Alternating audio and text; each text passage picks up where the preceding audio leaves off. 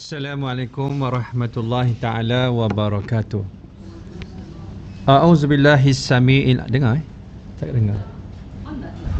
Cobaan. Okay, sorry. Okay, cobaan boleh.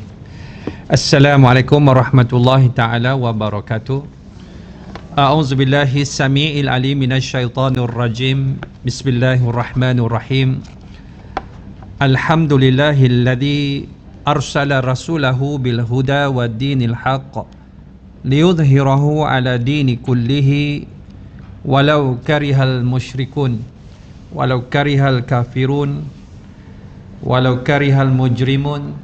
Salawatullah wassalamuhu ala sairil anbiya'i wal mursalin was-siddiqin wasyuhada'i was-salihin wal mujahidin wa man tabi'ahum bi ihsanin ila yaumin yaqumun nasu li rabbil alamin, amma ba'd.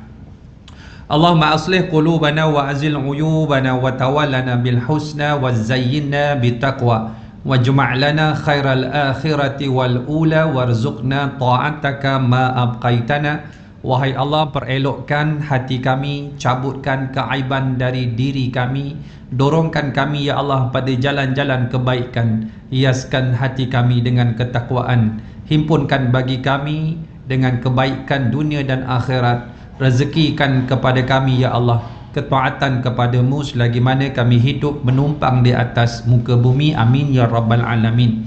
Yang saya hormati lagi saya kasihi Puan Hajah pimpinan majlis pada pagi ini, seluruh panitia, ahli tuankuasa kuliah Duha Masjid Al-Falah USJ, seluruh muslimin dan muslimat, tuan-tuan haji, puan-puan hajat, tuan-tuan puan-puan, hadirin dan hadirat, sahabat dan sahabiah yang dirahmati oleh Allah Subhanahu wa taala.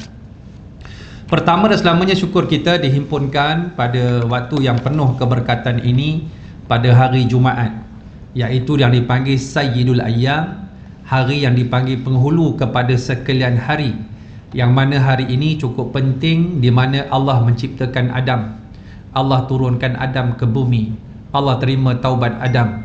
Hari Jumaat ini juga berlakunya tiupan sangkakala, iaitu kiamat. Hari yang menjadi hari keutamaan sehingga dimasukkan, digazetkan dalam Al-Quran. Dari 114 surah terdapat satu surah dengan nama surah Al-Jum'ah.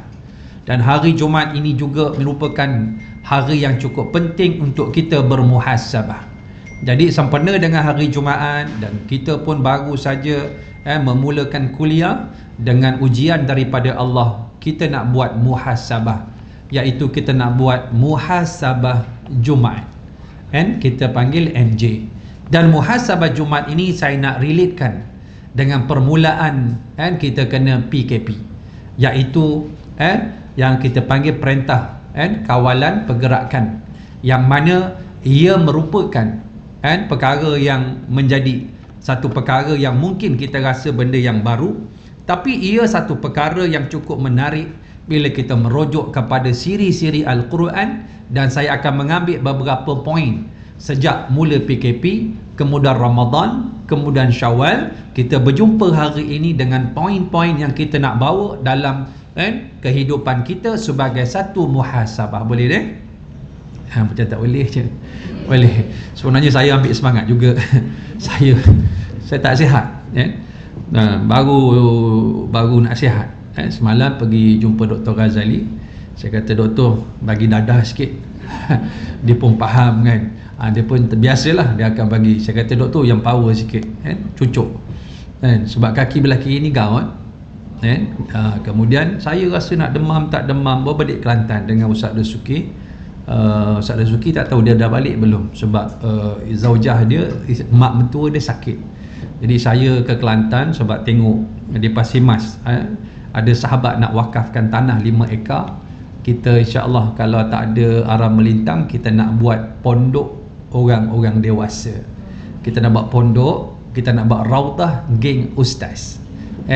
pertubuhan pendukung dan pencipta ulama, so-called geng ustaz. Kita nak buat pondok, kemudian kita nak letak situ ustaz-ustaz mengajar, kita nak hidupkan budaya ilmu di situ agar tempat itu meriah dengan ilmu. Kemudian kami ini ustaz-ustaz KL, kita akan turun sebulan sekali, kita buat forum ke, kita buat apa, kembara ilmu ke, yang tu insya-Allah kita susun kalau diizinkan oleh Allah Subhanahu wa taala. 5 ekar dekat tengah-tengah bandar Pasir Mas tu lebih kurang 1 juta lebih harga tanah tu. Jadi saya kata pada yang kita kenal kat Facebook lah, dia tengok dia kata ustaz nak jumpa ustaz, lepas tu tak apalah, boleh lah kita bincang. Jadi alhamdulillah saya kata bincang-bincang keluarga, kalau setuju kita teruskan, sebab usaha ni bukan sedikit, dia punya modal dia besar, tetapi kalau ada keputusan kita teruskan insya-Allah. Kita sama-sama bangunkan agama Allah. Kurang-kurang kita mati ada benda kita tinggalkan, biar hidup ini dia bermanfaat untuk diri dan orang, dan khususnya untuk agama Allah. Jadi insya-Allah, jadi bila kita lihat pada hari ini apa yang saya nak kaitkan, perkara ini merupakan perkara yang dia ada hubung kait dengan hukum. Sebab tu bila Hajah tadi, pimpinan majlis tadi beritahu tentang SOP ini perkara yang merupakan hukum. Dan di dalam kehidupan kita ni sentiasa ada hukum. Beritahu saya satu perbuatan manusia yang tak ada hukum, beritahu saya. Tidur bari macam kayu balak kan, ada hukum. Saja saya tidur harus. Tidur nak bangun malam, qailulah sunat, dapat pahala dia ikut sunnah Nabi. Tak tidur sepanjang malam, mata cengkung ke dalam macam hantu Kak Limah balik Kuala Kangsar, tidur jadi wajib. Tidur jadi wajib. Dalam keadaan tak tidur menjadi haram. Tidur lama tak bangun seminggu penuh air basi, tidur jadi haram. Beritahu saya satu perbuatan manusia tak ada hukum. Semua ada hukum. Yang kita terlibat dengan SOP ni, dia mari dengan hukum. Sebab tu yang kita kata pandemik. Nabi dah sebut lama dah, tetapi bukan namanya pandemik. Dalam sepotong hadis yang sahih daripada diriwayatkan oleh Imam Muslim, Nabi kata apa? Iza sami'tum bi'ardin, bila kamu dengar di satu tempat itu ada berlakunya apa? Gejala ta'un. Maknanya Nabi kata fala tuqaddimu alaihi, jangan kamu masuk. Jangan kamu masuk. Dalam riwayat yang lain fala tadkhuluha, jangan kamu masuk. Dalam hadis ini sebut fala tuqaddimu alaihi, jangan kamu masuk. Antaranya ta'un. Yang dikatakan pandemik itu konsepnya penyakit yang merebak dalam kadar yang skalanya besar. Itu pandemik lah. Nabi tak kata pandemik, tetapi konsepnya pandemik. Dan konsepnya Nabi kata jangan masuk. Wa idza waqa'a bi ardin wa antum biha fala takhruju firaran minhu. Dan kalau kamu duduk satu tempat tu kena dengan musibah itu, dengan wabak itu, apa konsepnya? Jangan kamu lari keluar. Kalau kamu dengar di sana ada penyakit merebak antaranya ta'un, jangan masuk. Kalau kena pada tempat kamu, jangan keluar. Inilah PKP. Sebab itu dia mari dengan hukum. Dan sebab itu kaedah hari ini, dalam dunia hari ini, yang paling teruk ialah US. Jumlah yang positif 3,219,999 orang. Dan jumlah kematian 135,912 orang di US sahaja. Kalau 135,912 orang, kalau kita nilaikan kematian di USJ tidak ada orang yang bangun, mandi, kafan, solatkan jenazah. Imam, ustaz, Bilal pakat mati belaka. Kita yang tenang-tenang pagi ni, jangan tenang sangat boleh. Sebab kita masih PKP, cuma ditambah hujung P. Dipanggil Perintah Kawalan Pergerakan P, pemulihan. Kita belum pulih. Sebab tu dia ada PKP, dia ada PKPD, PKPB, PKPP. Maknanya, kalau sekiranya wabak ini semakin teruk, kemungkinan darurat balik. Sebab itu jangan kita tenang sangat. Jangan kita rasa diri kita ini bebas daripada musibah Tuhan. Dan Allah letakkan kita hari ini, alhamdulillah, Malaysia duduk dalam ranking, dalam senarai dia 75, tempat ke 75. Yang mana kita agak lebih baik. Mungkin di sana ada orang yang menghafaz Al-Quran. Mungkin di sana ada orang yang bangun malam. Mungkin di sana ada orang yang bersedekah. Mungkin di sana ada para alim ulama. Mungkin di sana ada orang-orang soleh yang doanya mustajab. Maknanya doanya mustajab. Sebab itu antara yang boleh menolak musibah, doa. Sebab tu doa itu mesti tajam. Bila dia tajam, dia boleh menghiris, dia boleh memotong. Antara sebab doa kita tidak mustajab, doa kita tumpul. Bila dia tumpul, dia tak membekas. Sebab pisau bila dia tumpul, dia tidak boleh menghiris, tidak boleh melukakan. Kalau dia tajam, subhanallah, dia sangat tajam dan dia boleh mencederakan, bahkan boleh membunuh. Dan terkadang wabak nak turun, musibah. Lalu dia berdoa. Dengan sebab tajamnya doa, Allah hantar musibah tempat lain. Yang kedua, musibah nak turun, dia berdoa. Kerana doanya itu tidak berapa tajam, turun juga musibah. Tetapi yang berlaku pada hari ini di Malaysia, kematian setakat ini hampir 4 bulan, hanya 122 orang. Dalam keadaan apa? Pilihan Allah. Sebab itu yang meninggal pun baik. Ada yang kata, ustaz, yang meninggal itu orang yang pergi masjid, jemaah tabligh, ustaz, kami ni yang LGBT tak kena pun. Jangan. Antara yang mati syahid akhirat al-mat'un, orang yang kena wabak ta'un. Konsep dia sama dengan corona virus. Sedap pula nama, corona namanya. Nak sebutnya apa? Cuba perhatikan orang yang meninggal sebab corona. Dalam tempoh PKP ini banyak kematian, antaranya sebab corona. Anak dia telefon saya, ustaz, ayah saya nazak. Ayah saya nazak di HKL sebab COVID-19. Anak yang soleh ini berkata, ustaz, macam mana saya? Dia suruh saya talqin. Baru-baru ni saya dapat talqin di dalam tempoh PKP. Saya talqin atas kubur. Dalam keadaan SOP-nya kita jaga, tetapi subhanallah, dia ada anak yang soleh. Ketika nak mandikan jenazah ayah dia, saya kata pada anak-anak dia, kumpulkan anak dia, subhanallah, rezeki dia, anak dia mandikan. Kita tengok. Lepas tu anak dia kafankan, kita tengok. Kemudian solat tu, ustaz pergi depan. Saya kata, minta tolong anak ke depan dulu boleh? Pujuk anak dia elok-elok, dia anak dia jadi imam kat depan. Doa ustaz, tak apa, saya doa kat belakang. Sebab kalau kita tak nak jadi imam nanti, ayah ini akan dikebumikan sat lagi. Dan ketika itu tiada peluang bagi kita untuk mendirikan solat jenazah untuk ayah yang kita kasih. Lalu dia diri depan, anak dia jadi imam. Dan bila masuk dalam liang lahat, saya tengok 3 orang anak dia masuk dalam lubang dalam liang lahat, pegang ayah dengan kasih sayang, letak dalam liang lahat, dimasukkan ayah dia, ditimbus dalam keadaan itu ayah dia. Sebab tu Nabi kata, al-mayyitu ya'rifu man yahmiluhu wa man yaghsiluhu wa man yudallihi ila fi qabrihi. Mayat itu dia tahu siapa yang angkat dia, siapa yang mandikan dia, siapa yang letak dalam liang lahat. Sebab itu rezeki bagi orang-orang yang baik itu anak menyelesaikan dia sampai dalam liang lahat.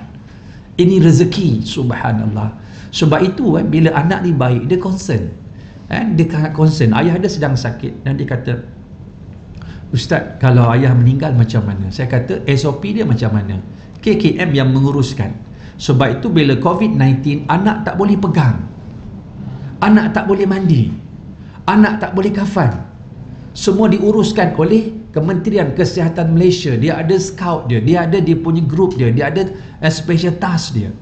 Dimandikan dalam keadaan dia ditayamumkan, dibungkus dengan kain dia kan, kain dia yang tersendiri, ditayamumkan, masuk peti dia dengan SOP prosedur center, dengan sanitizing dia dalam keadaan yang cukup. Kemudian disolatkan dengan jumlah yang tertentu oleh orang dengan cukup syarat untuk solat. Kalau kita perhatikan, tidak ada solat, tidak ada tayamum, sebiji macam mati syahid.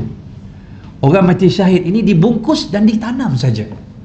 Tengok Allah memuliakan orang yang baik, orang yang keluar sembahyang, pergi jemaah tabligh. Orang ini Allah pilih daripada jumlah hampir 36 juta rakyat Malaysia. Sebab itu dia pilihan. Sebab itu kadang-kadang bila mana dia turun balak itu, dia kena tepi-tepi. Kita keluar rumah sebab kita berzikir, kita berdoa, aksiden kaki patah, sepatutnya kita mati. Doa kita itu menyebabkan dia kena sikit. Jadi Allah bagi kita sikit-sikit sebab kekuatan doa.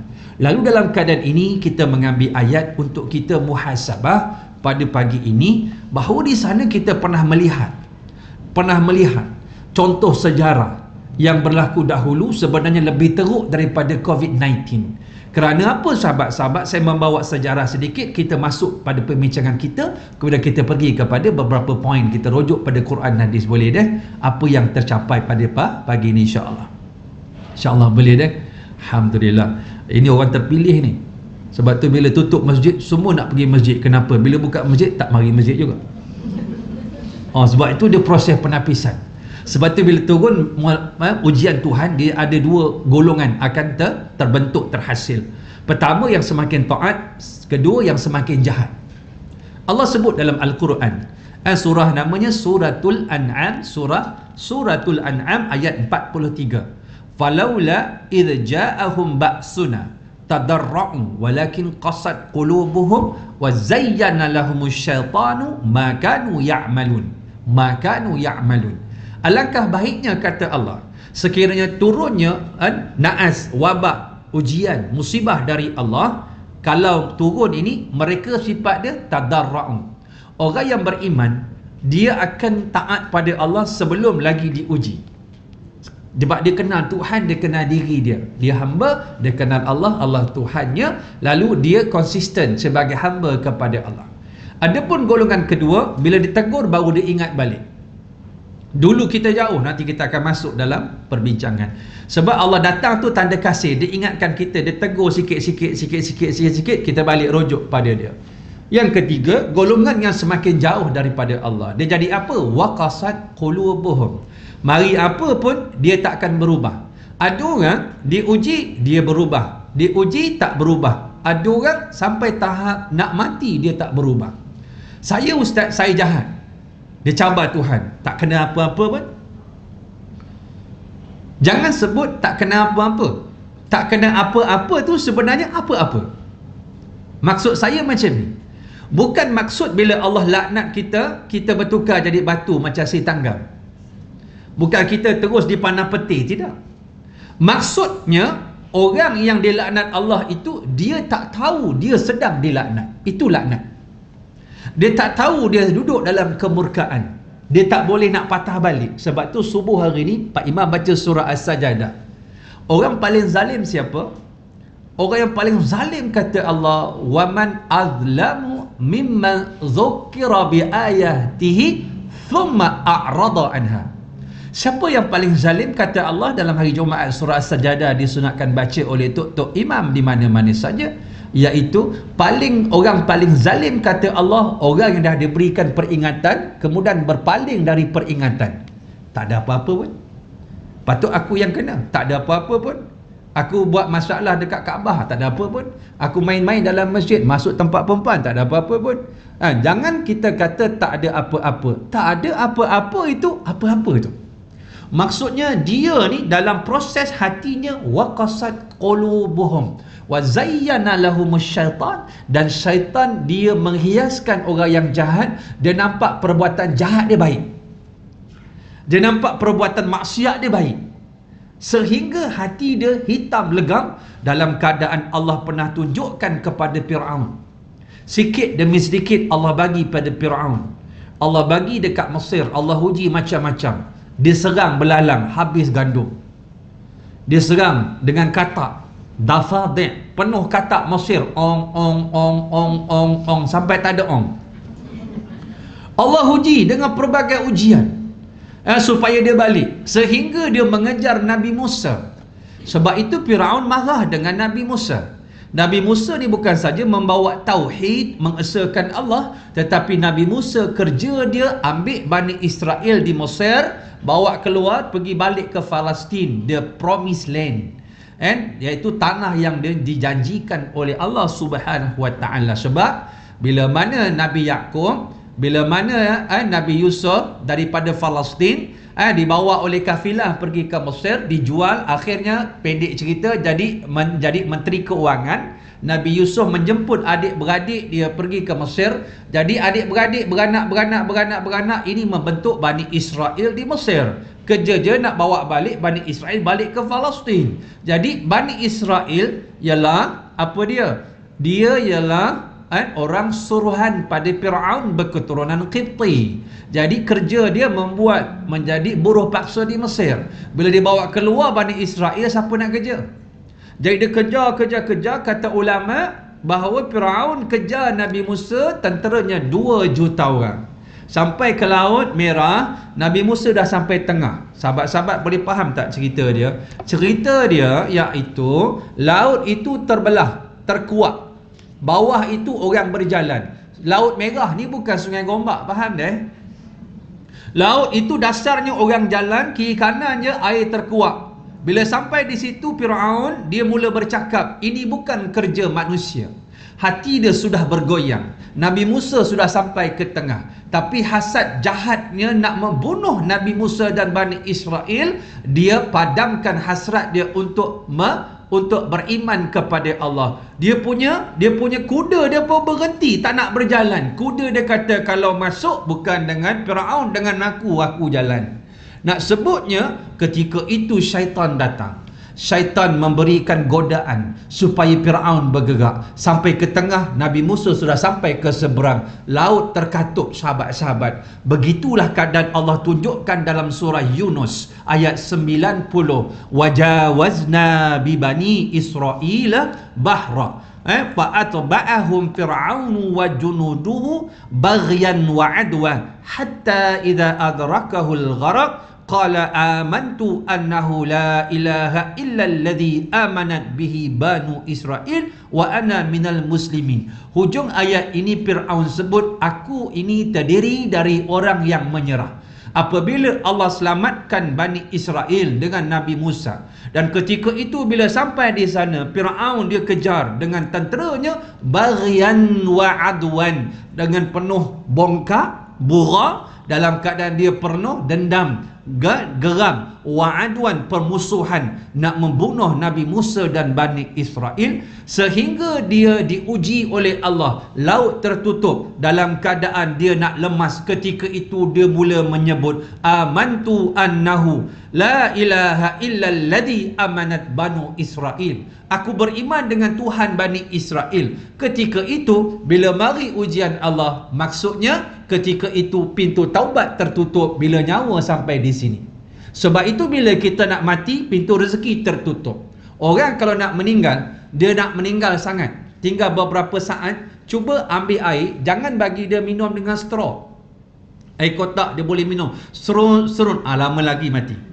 Kalau bagi sudu dia boleh minum, lama lagi. Tetapi kalau kita ambil air, kita titis di bibirnya, dia tak boleh telan macam ni. InsyaAllah dia tak panjang umur. Kita bukan Tuhan. Tetapi bila pintu rezeki tertutup, air pun tak boleh masuk, InsyaAllah nyawa dia tak panjang. Sebab itu orang yang baik matinya, dia nak meninggal saat lagi, dia minta macam-macam. Dan boleh makan. Dia minta kadang-kadang bulan Syakban meninggalnya. Ada orang meninggal bulan Syakban, dia kata, Ustaz, nak makan anggur hitam. Dia punya demand tu lain macam. Anggur hitam tu seedless Ustaz, tak ada biji. Order. Tamar ajwa. Dia tak tamar biasa, ajwa. Bulan Syakban ni orang mula nak jual tamar. InsyaAllah the whole year kita Malaysia ni ada tamar. Dia minta tamar Nabi tu. Kemudian dia kata nak air soya. Tiga-tiga ni saya dapat beri, dan dia makan. Kemudian tak lama, setengah jam dia meninggal. Orang yang baik ini bukan saja memang namanya makan kat mulut, dia boleh mengucap, dia tenang, dia boleh dapat apa yang Allah berikan, ketenangan. Kadang-kadang doktor pun confused, dah meninggal ke belum, dia tidak beralun, dia tidak ada nazak yang panjang, dalam keadaan tenang, setenang air di kali. Ini rezekinya. Dalam keadaan ini Firaun mula mencari Tuhan. Ini poin saya yang pertama. Kita nak buat muhasabah dalam keadaan Allah datangkan bermulanya 18 hari bulan Mac PKP itu namanya muhasabah yang pertama, iaitu Allah nak memperkukuhkan konsep hidup bertuhan. Yang pertama, Allah nak memperkukuhkan konsep hidup bertuhan. Dulu kamu jauh dari Allah, aku datangkan satu kuman virus halus, nama dia corona, supaya kamu ingat aku.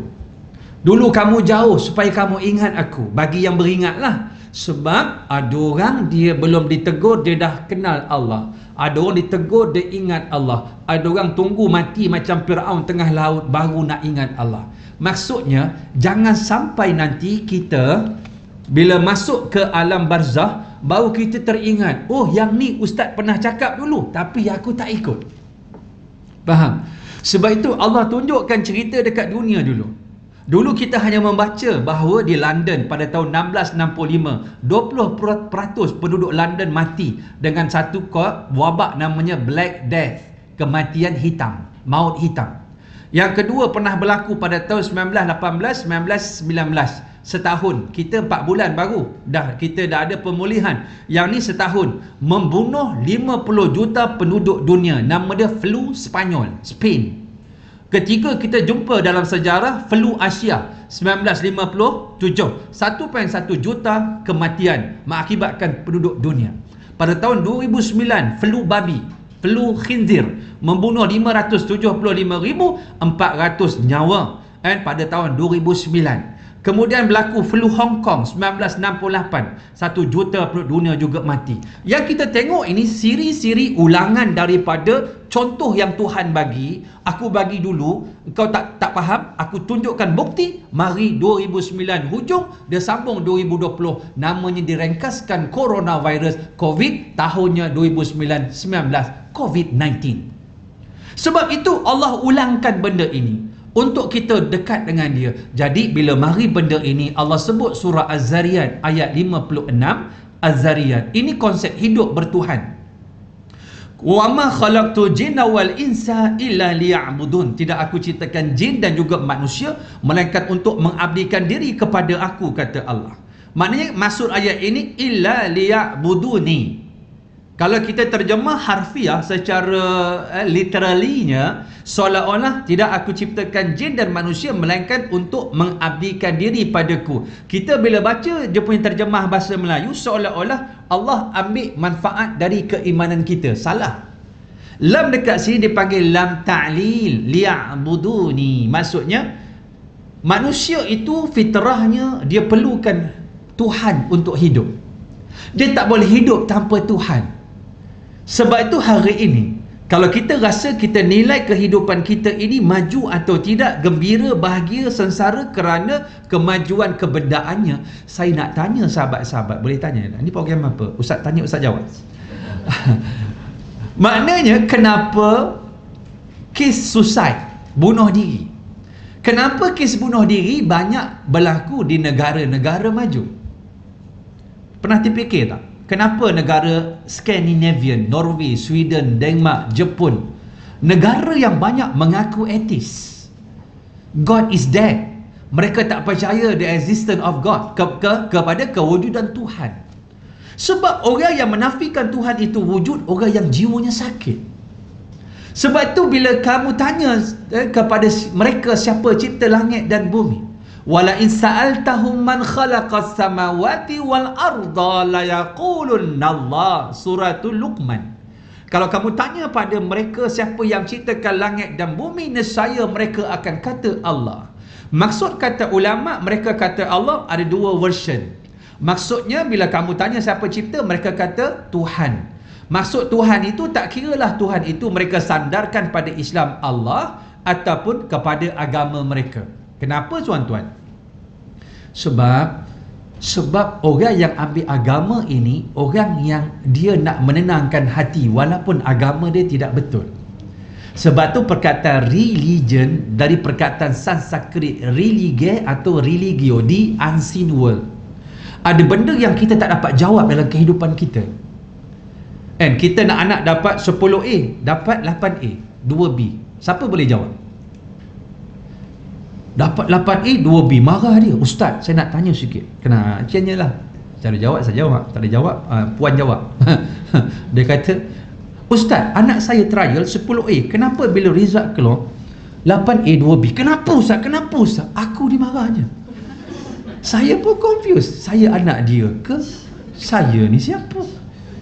Yang dia marah 2B tu 8. Tak terima kasih. Yang orang anak dapat 8D, tenang je.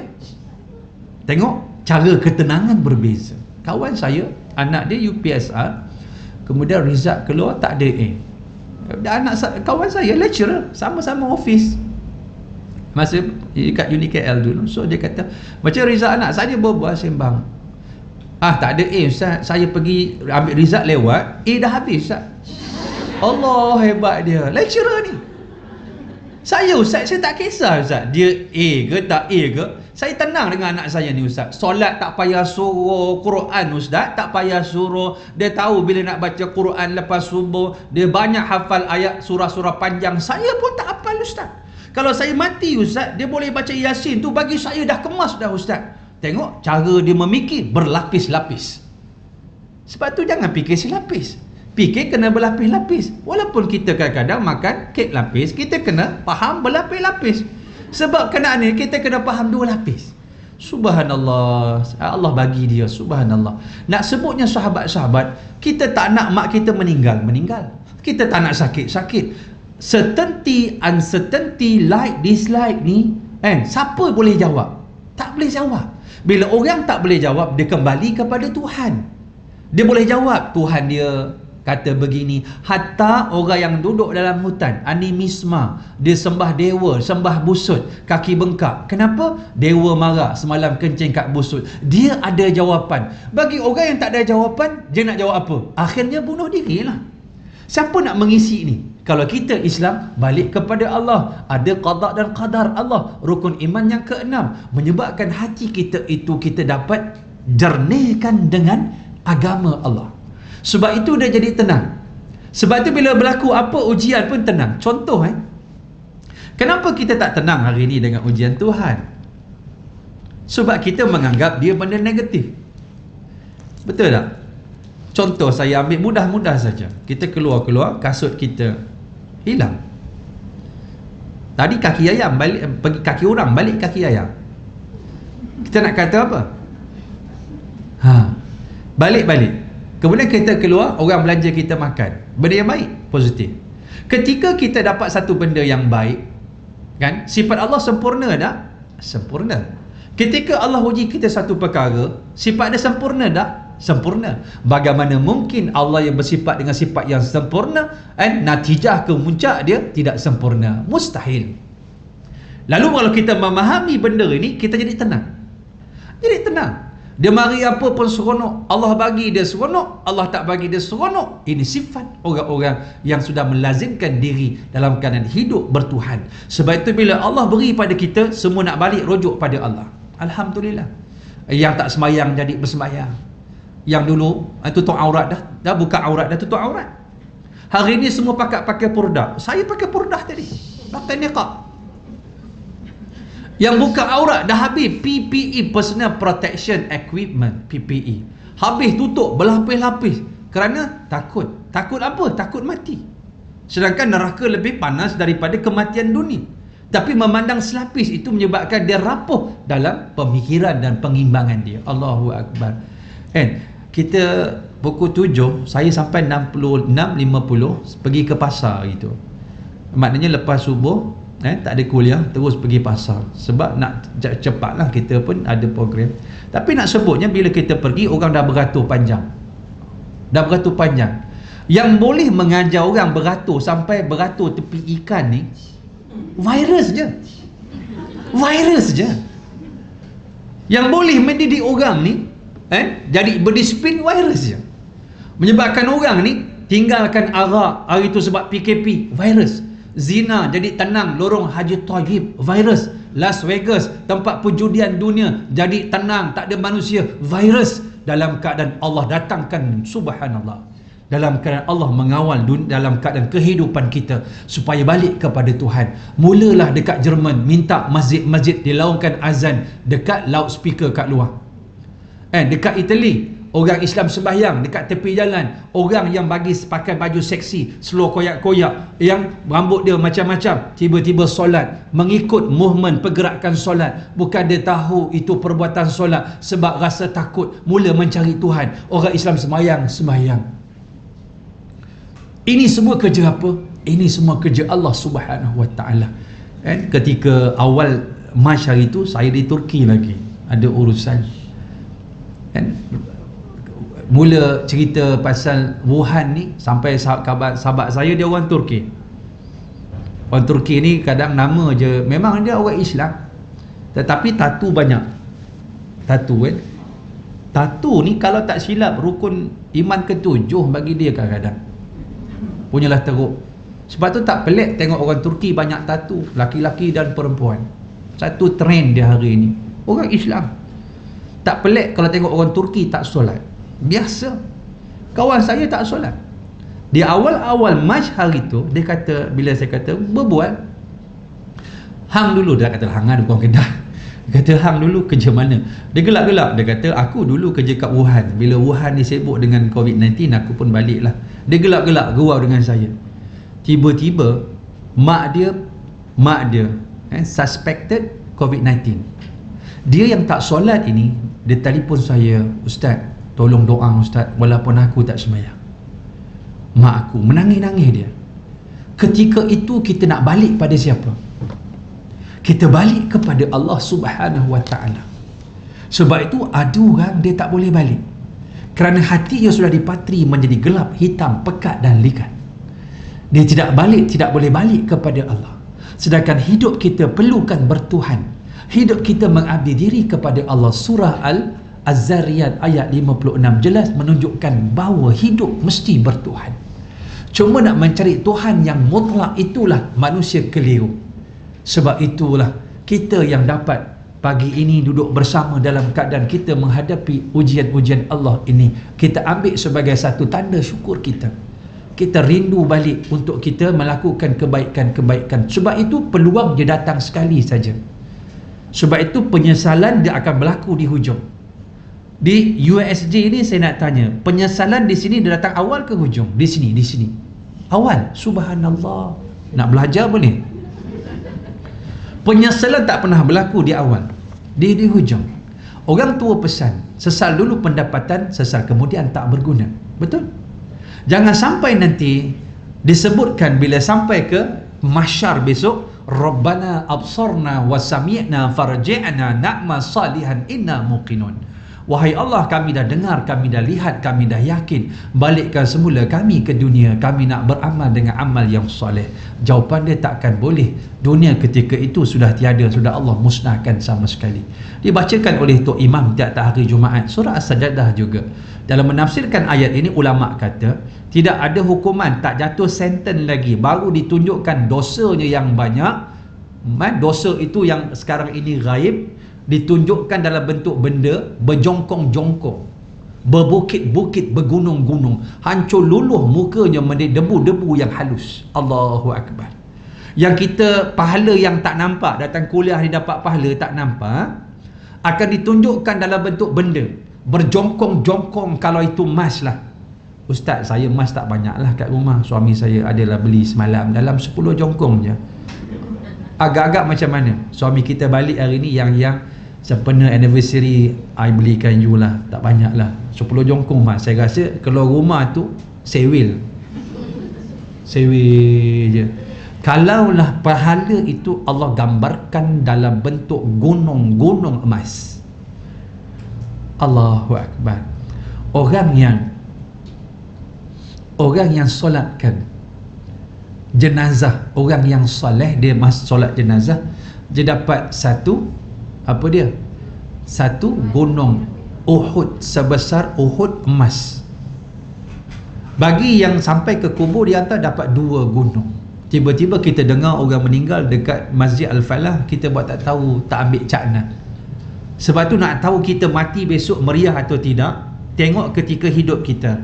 Kalau orang mati kita tak terasa meriah untuk meraihkan kematian dia, ziarah dia, solat jenazah, iring ke kubur, besok kita mati pun orang buat donor saja, kata mak saya. Atuk saya kata don't know. Maksudnya kita tahu kita besok macam mana. Sebab tu untung orang yang selalu berdampingan dengan masjid, baik solat, baik program, baik kuliah, besok dia meninggal meriah. Saya kuliah di Masjid Al-Khairiyah. Kuliah dia macam biasalah, 500 orang penuh. Bila meninggal seorang muslimat, dia selalu datang kuliah, dan meninggal pula pada waktu duha.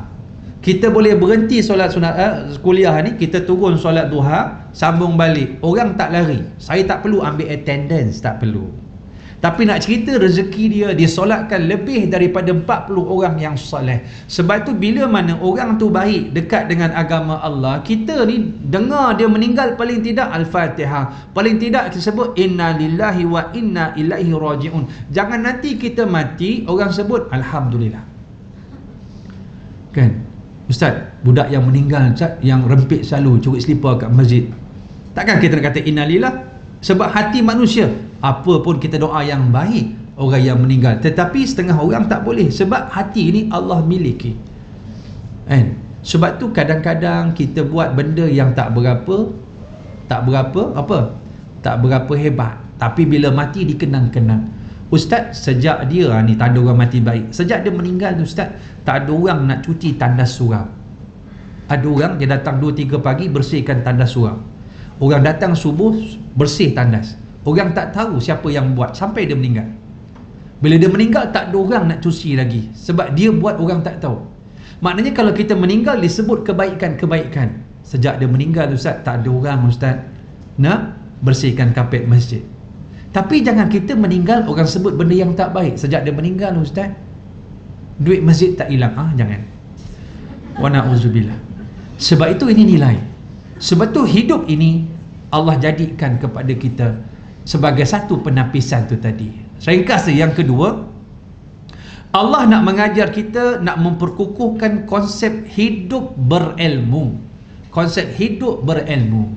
Jadi bila mana tak boleh bergerak, kita hidup kita itu dengan ilmu yang terbatas apa yang kita ada, dalam nak mengurus hidup kita, mengurus masa kita, mengurus harta kita, semua tu dengan ilmu. Mengurus agama kita juga dengan ilmu. Dalam peristiwa yang berlaku baru-baru ini, Allah nak mendidik orang laki-laki secara khusus kepada kehidupan mereka hidup berkeluarga dengan usratun muslimatun. Dengan itu keluarga Islam. Allah nak didik laki-laki yang di bawahnya ada isteri, di bawahnya ada anak-anak. Jadi bila mana PKP tak boleh keluar, dia bergantung kepada kekuatan ketua keluarga. Macam mana dia menguruskan keluarganya dengan ilmu, sehingga keluar kat Facebook, apa dia? Rumah macam neraka. Kenapa timbul benda ni? Timbul perkataan-perkataan ini bila mana kita tidak ada pengisian di dalam rumah. Sedangkan dalam keadaan tak boleh keluar itu, Allah nak beri peluang pada kita. Pertama, muhasabah diri sendiri. Cuba tengok diri kita, tengok ilmu kita mengurus keluarga. Kadang-kadang sampai satu tahap, Ustaz, saya dah kahwin 40 tahun Ustaz, suami saya tak pernah jadi imam. 40 tahun tak pernah jadi imam. Bila kena dengan COVID-19, semua solat jadi imam, termasuk solat hari raya, sehingga timbul isu hari itu. Makmum dia peluk, dia cium imam solat tarawih. Suami dia memang boleh cium. Nak sebutnya apa? Dalam keadaan macam mana kita mengurus rumah tangga agar rumah tangga menjadi rumahku syurga Allah, jangan rumahku syurgaku. Rumahku syurga Allah bila mengikut lunas-lunas yang Allah nak, yang Allah mahukan dalam kehidupan kita. Sebab itu bila rumah ada program, tak timbul jemu, tak timbul rasa lemas, rasa tak selesa, sebab rumah kita penuh dengan program yang kita susun, semuanya dengan ilmu. Kita menguruskan masa kita, menguruskan masa anak-anak kita, kita bahagikan pengurusan rumahnya, masanya, akademiknya, agamanya, solatnya, semua kita uruskan, termasuk makan dan minumnya. Dalam tempoh PKP Allah uji bersama. Sebab tu cabaran. Baru kita selama ni menumpang masjid, menumpang surau, subuh lari masjid, lari surau, tiba-tiba mari pula tak boleh pergi surau masjid. Allahu Akbar. Bagi yang nak membina diri, membina.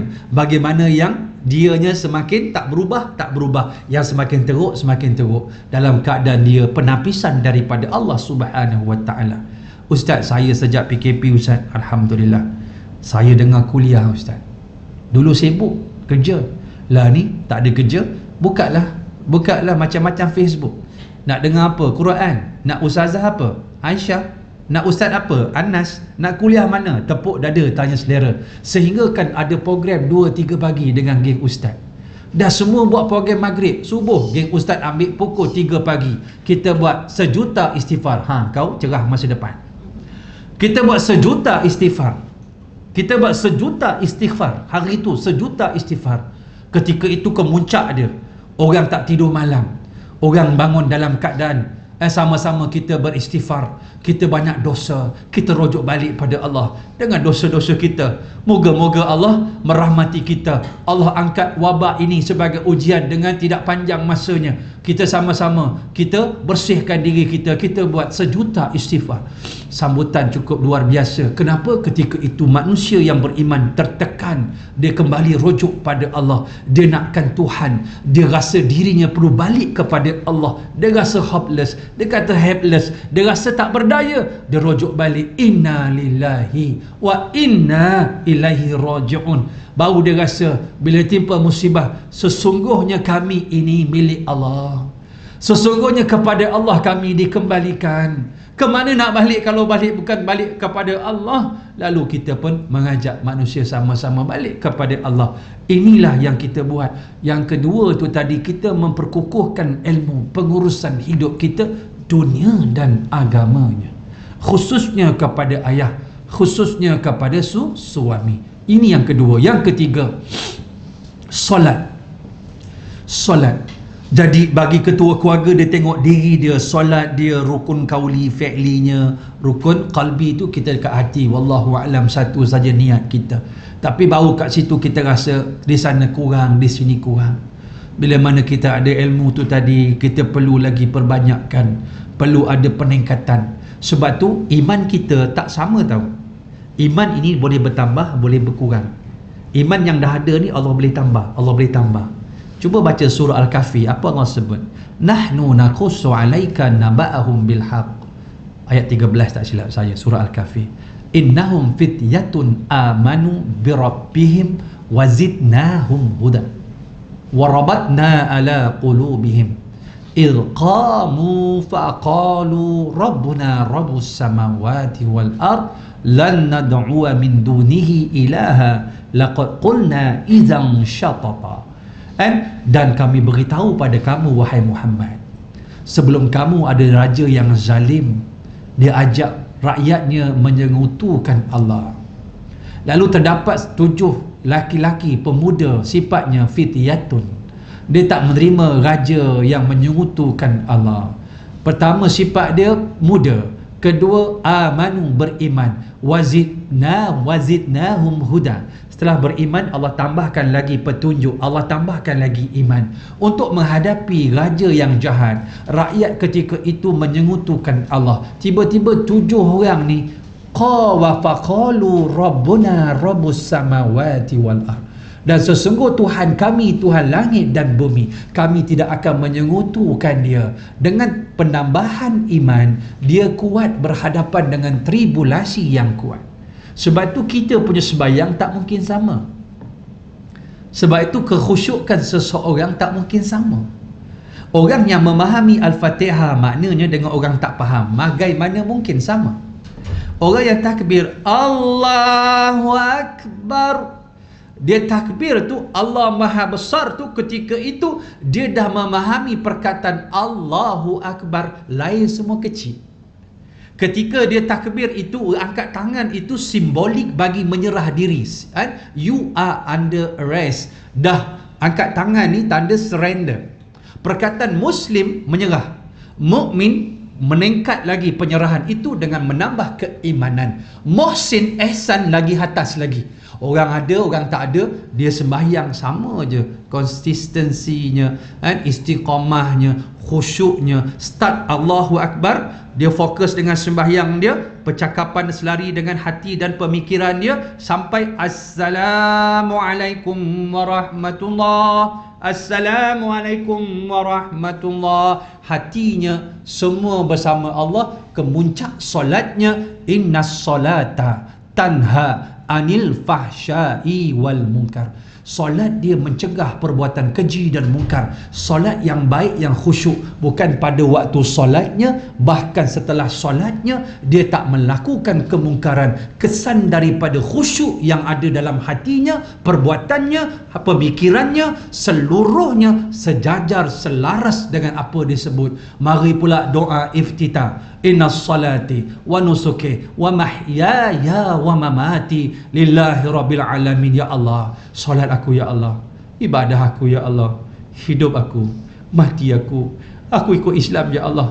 Aku tak ambil yang lain ya Allah. Ekonominya Islam, sosialnya Islam, masyarakatnya Islam, munakahatnya Islam, semuanya jenayah aku ikut Islam. Aku tak mengaku ya Allah selain daripada agamamu itu satu cara hidup. Ini yang disebut inna dina indallahil Islam. Sebab tu nak tahu orang itu sampai kepada hakikat dan makrifat, tengok pada syariatnya. Semakin banyak, semakin cantik pelaksanaan syariat dalam hidupnya, menunjukkan bahawa dia ialah orang yang menghayati, yang kenal Tuhan.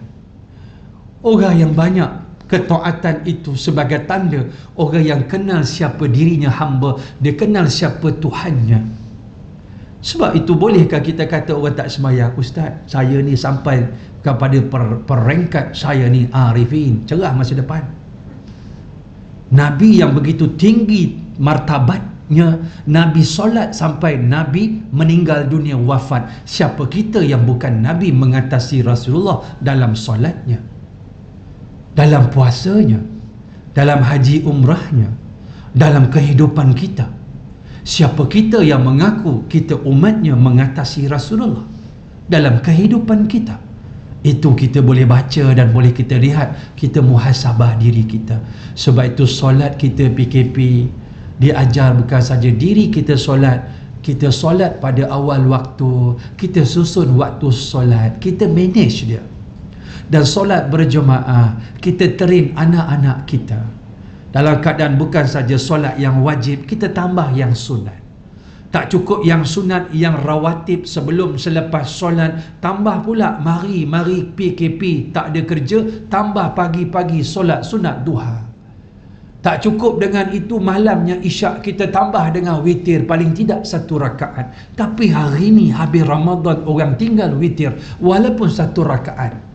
Allah package-kan mari tarawih, tak pasal-pasal jadi imam tarawih.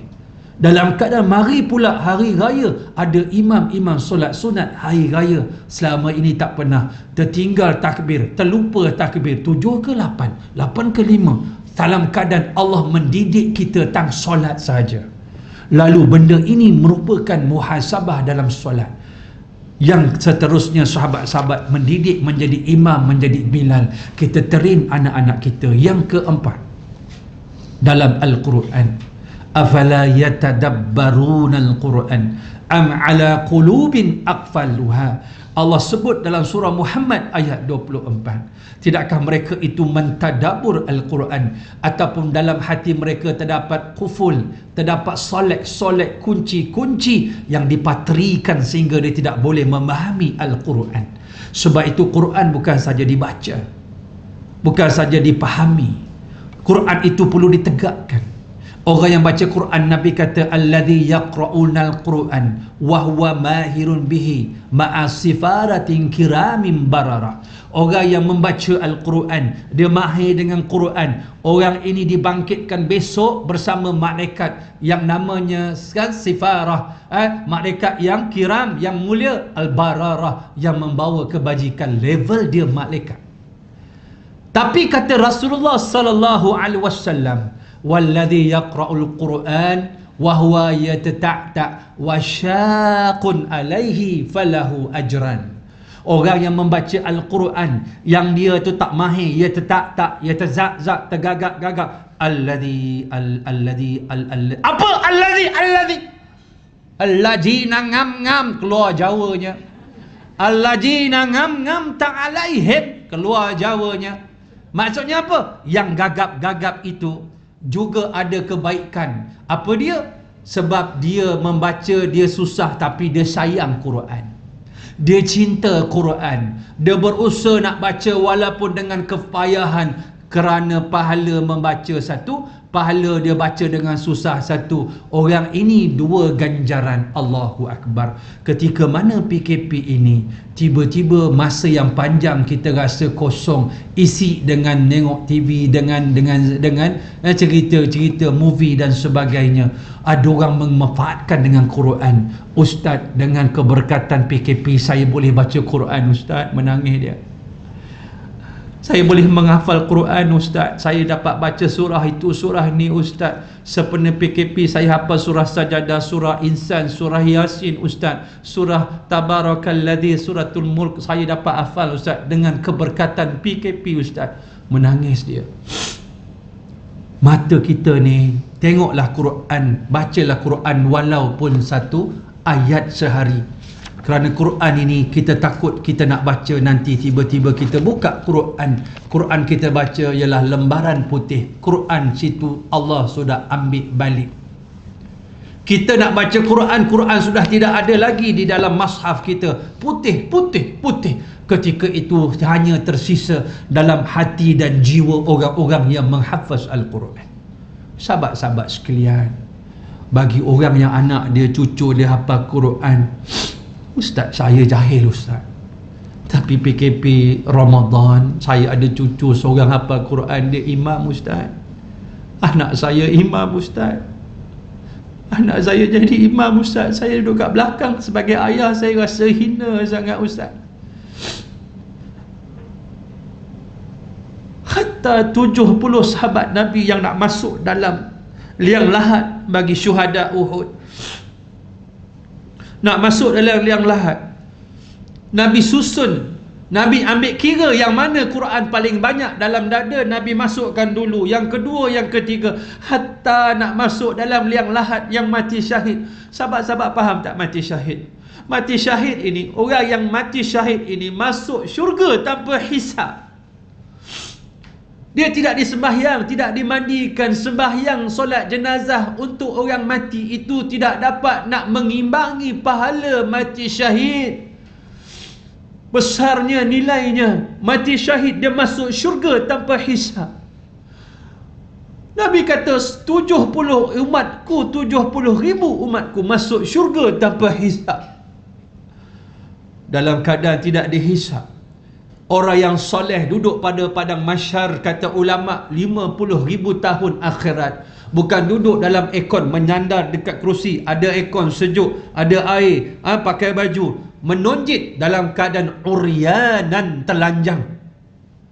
Bukan duduk, bersila, berdiri, menonjit atas jari kaki masing-masing. Berapa lama? 50,000 tahun. Bila cerita pasal telanjang, Siti Aisyah radhiyallahu anha berkata, ya Rasulullah, kami akan memandang antara satu sama lain. Lalu kata Rasulullah SAW, wahai Aisyah, keadaan ketika itu terlalu dahsyat, kamu tidak sempat untuk memandang orang di kiri kanan kamu. Dalam surah Al-Jasiyah, melutut hina memandang ke atas, ya Rab, ya Rab, ya Rab, ya Tuhan, ya Tuhan, ya Tuhan. 50,000 tahun duduk dalam keadaan menanti.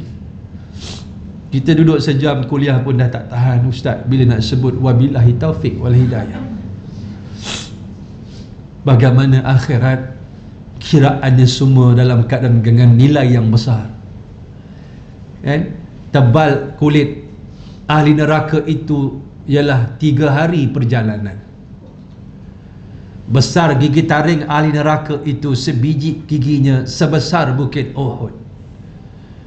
Dalam keadaan siksaannya cukup luar biasa. Seteruk-teruk dunia dihukum gantung lepas mati selesai. Akhirat Allah seksa dan terus seksa dan terus seksa. Dalam keadaan Allah perasakan, fadhuqu azaban naril ladzi kuntum bihi tukadzibun. Kamu yang mendustakan siksaan neraka, hari ini aku tunjukkan pada kamu. Dalam keadaan ini, apa yang kita harapkan? Tiba-tiba mati yang mulia ini nak masuk di dalam kubur pun Nabi mengambil kira siapa yang paling banyak menghafaz Al-Quran. Mulianya Quran, sahabat-sahabat. Rugi ke kita kalau ada anak seorang kita hantar dia hafal Quran? Rugi ke kita anak kita dia doktor, dia hafal Quran, dia engineer hafal Quran? Tak rugi. Kita nampak nanti dalam keadaan kesannya bukan sekarang. Tak rugi. Jangan merasa rugi. Saya ustaz ada 5 orang anak. Bungsu ni tak berapa pandai sangat ustaz. Hantar sekolah ustaz boleh. Dah tak pandai kau hantar sekolah aku, buat apa? Kau ingat orang hafal Quran ni tempat-tempat rejected item apa? Anak murid saya bukan tempat begitu. Anak murid saya hafal Quran, lepas tu ambil SPM, kita buat fast track SPM. Mereka ni tak pernah belajar matematik. Sekolah rendah kadang-kadang ada yang darjah 2. Macam mana sains dan maths mereka dapat A? Mereka belajar 9 bulan saja fast track SPM. Sebab mereka ada Al-Quran dalam dada mereka. Tetapi ada mak ayah datang, ustaz ada akademik, dia tak faham cara kita susun. Berikan Quran yang paling payah, yang belakang akan ikut. Quran ini payah. Sebab itu kalau orang apa Quran dia faham. Orang yang apa Quran satu payah, menjaga lagi payah. Dia tak boleh macam orang biasa. Dia tak boleh hidup macam orang biasa. Saya tengok tok-tok guru, subhanallah. Pelajar-pelajar kita hantar South Africa. Tok guru mereka sehari ulang 10 juzuk Quran. Pagi-pagi dengan Quran. Paling tidak 5 juzuk. Kemudian 6 hari 30 juzuk. Hari ke-7 ulang balik 5 juzuk yang pertama. Tak boleh makan sebarangan. Tak boleh tidur sebarangan. Tak boleh bermain-main. Kena mengingat Quran, baca Quran, kena ingat Quran. Untuk mengingat dengan jumlah yang banyak, dia bangun malam. Solat tahajud panjang, nak jaga Quran. Rasulullah solat tahajud seorang-seorang 6 juzuk baru Nabi rokok. 6 juzuk. Sahabat Nabi Uzaifah ibn Yaman, aku mengikut Nabi solat satu hari, Nabi baca Fatihah, Nabi sambung Al-Baqarah, Nabi sambung dengan surah, lepas Al-Baqarah disambung dengan surah Ali Imran, kemudian disambung dengan surah An-Nisa, baru Nabi sujud. Buka Quran, surah An-Nisa juzuk berapa? 6. Baru Nabi rokok. Sahabat Nabi terasa berat. Sahabat Nabi terasa berat. Abdullah Ibn Mas'ud kata, aku ikut Nabi solat sehingga rasa apa? Aku rasa nak tinggalkan Nabi. Aku nak buat jahat. Apa yang kau nak buat wahai Abdullah? Dia kata, aku nak tinggal Nabi. Aku rasa aku nak duduk. Aquda wahadzaran Nabi. Aku tinggal Nabi solat. Lamanya Nabi solat. Sahabat-sahabat, untuk mendapat kejayaan itu satu perkara yang sukar. Lalu kita kena sebut antaranya dengan sebab PKP itu, mula kita tengok Facebook, kita susun keluarga kita tak boleh mengajar, kita buat teknologi baru canggih hari ini, boleh mengajar, boleh online, macam-macam Zoom meeting, akhirnya boleh belajar dalam keadaan Allah uji dengan Quran, dalam keadaan bila mana mari PKP. Sehingga dalam keadaan ini, yang saya poin yang kelima saya ambil, dia ada 10 poin, cukup yang terakhir yang kelima. Kita terlebih masa dah kita dalam injury time ni. Masa poin yang kelima saya iaitu puasa. Bila mari Ramadan, ia merupakan gambaran yang Allah nak jadikan pada kita Ramadan setiap hari. Macam hari Jumaat, dia datang sekali seminggu. Kita nak jadikan setiap hari kita Jumaat.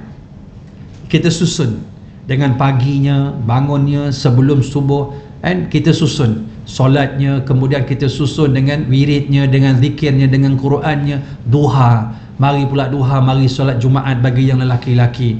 Kemudian kita susun pada hari ini, sebab maghrib nanti berakhirnya Jumaat. Hari ini hari yang sangat mulia, Allah jadikan seminggu. Ramadan bulan yang sangat mulia, Allah jadikan sebulan daripada 12 bulan.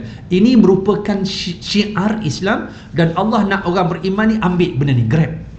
Sebab apa? Dia datang tidak selalu. Jumaat ini Nabi kata, man mata yaumal jumaah au lailatil jumaah, siapa yang mati hari Jumaat atau malam Jumaat, maknanya bermula maghrib semalam, malam Jumaat, maghrib hari ini, habis Jumaat. Siapa mati hari Jumaat atau malam Jumaat, maka illa waqahullahu min azabil qabri. Allah angkat azab kubur. Kan? Perasan tak dalam PKP ni ramai tok-tok guru meninggal.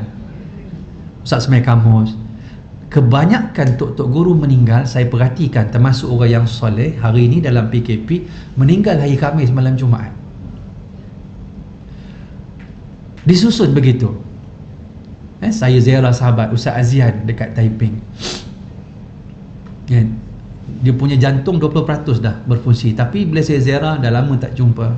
Sama belajar dulu kat Pakistan. Dia tengok saya, dia nak cakap tapi tak boleh cakap. Dah masuk ini dah. Dia tengok, saya dah faham dia cakap apa.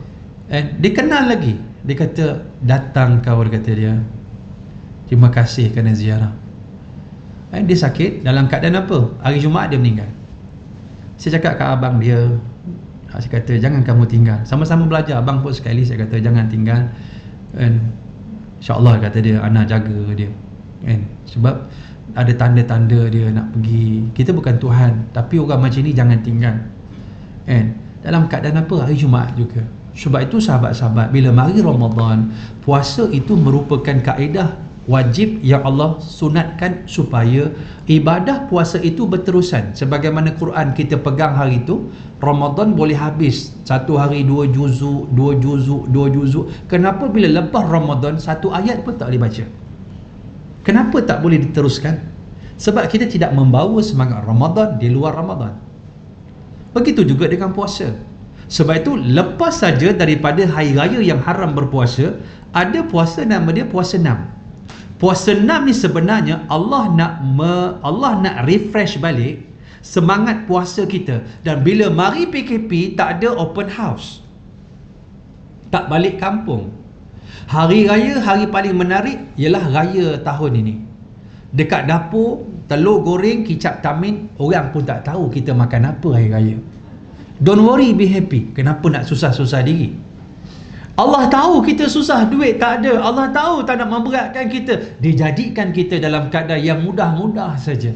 Tak pakai baju raya, pakai pelekat baju pagoda pagi, solat sunat hari raya pun sah juga, tutup aurat.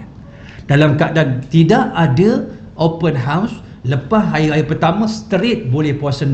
Tak pernah berlaku dalam sejarah kita. Selalu kita buat last minute is the best. Nak habis Syawal baru teringat nak puasa.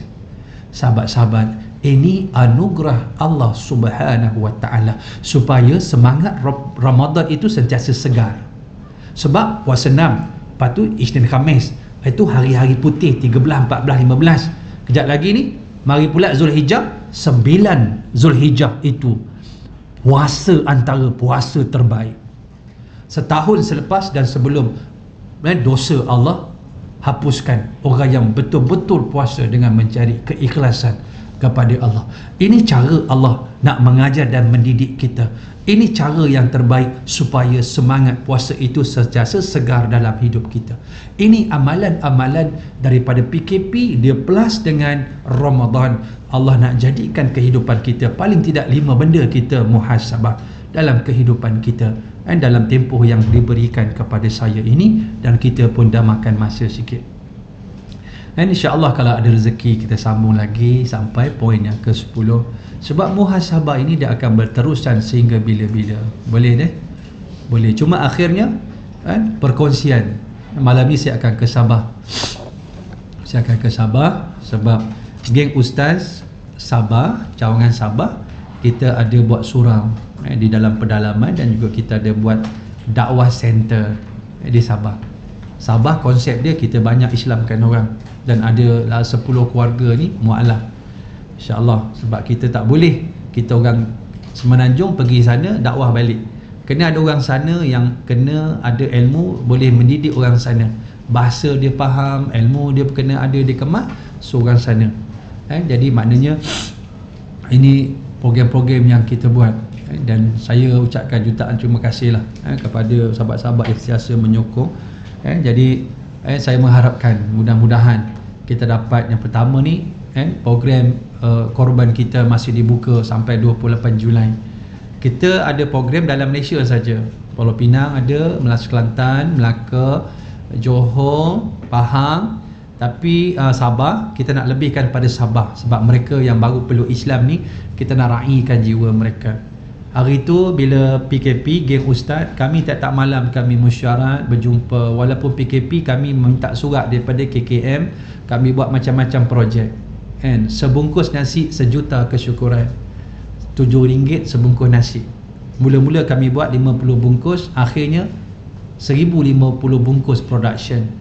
Orang infak RM1, RM7, kita dapat bagi frontliner, orang-orang susah. Orang ambil nasi macam gini, bergigil tangan. Terima kasih ustaz, terima kasih ustaz, dapat makan. Meleleh air mata kita. Apa yang kita boleh buat ialah pemikiran kita. Bila kita ada usaha untuk membantu orang, bukan sebab kita ada duit.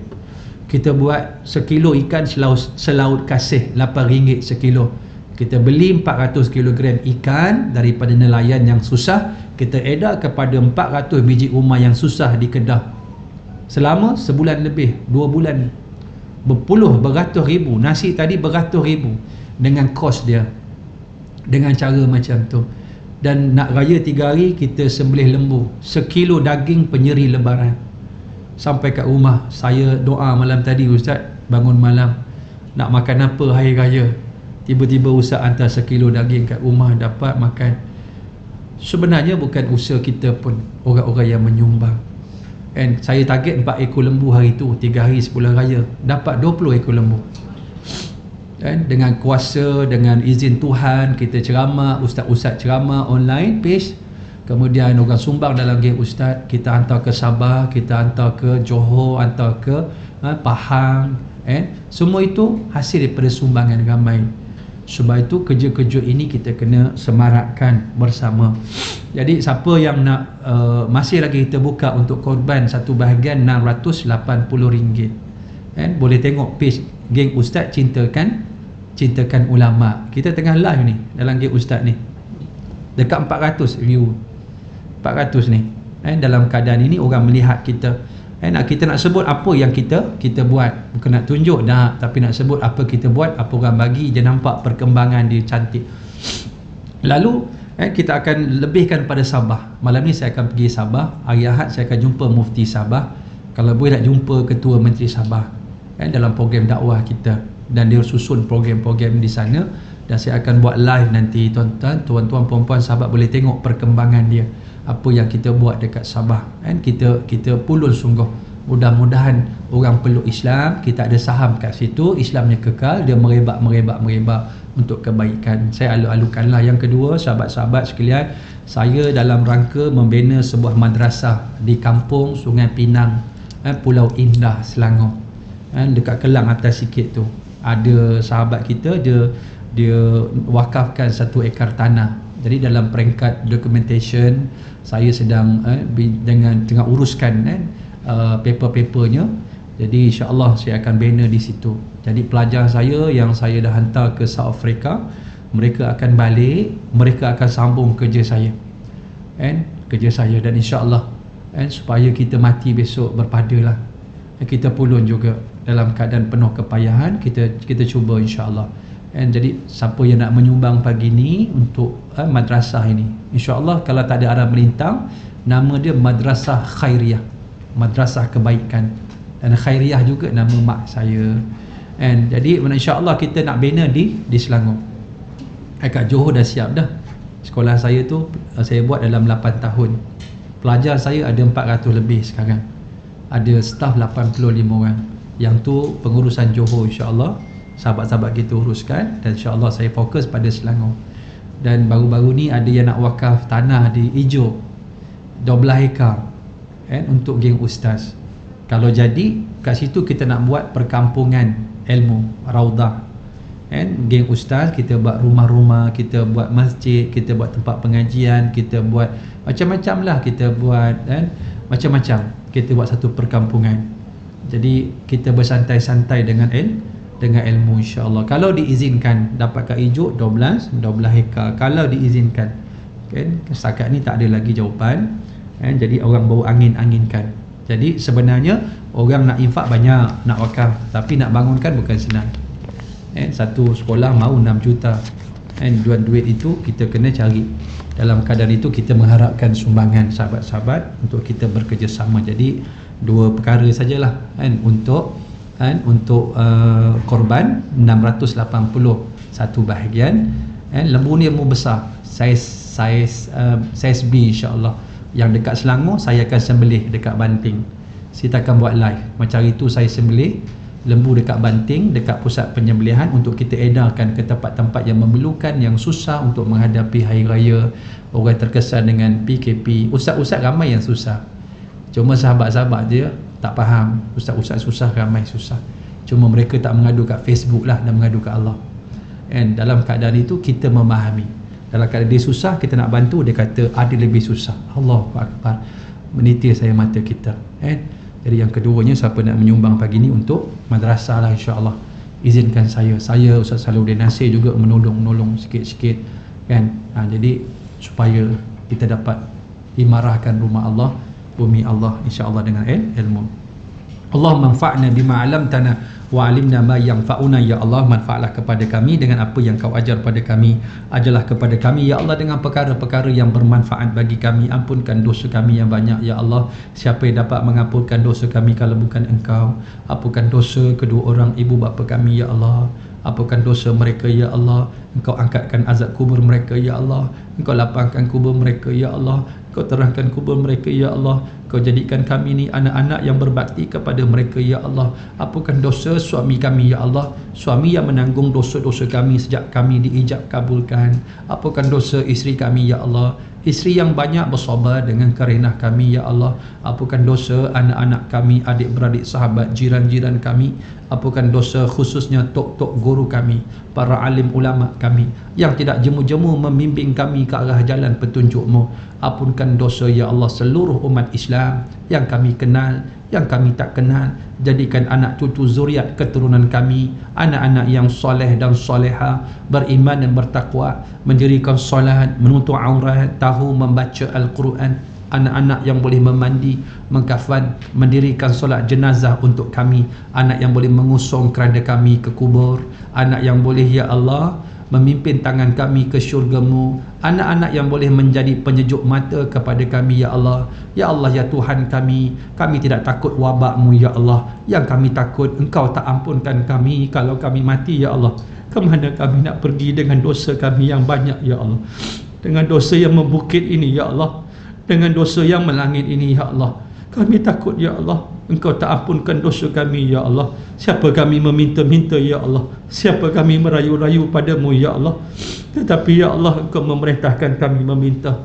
Engkau menjanjikan permintaan kami dimakbulkan. Kami angkat tangan kami yang penuh dosa ini ya Allah. Kami menagih janji tersebut. Jangan Engkau ambil daripada kami kalau kami tersilap.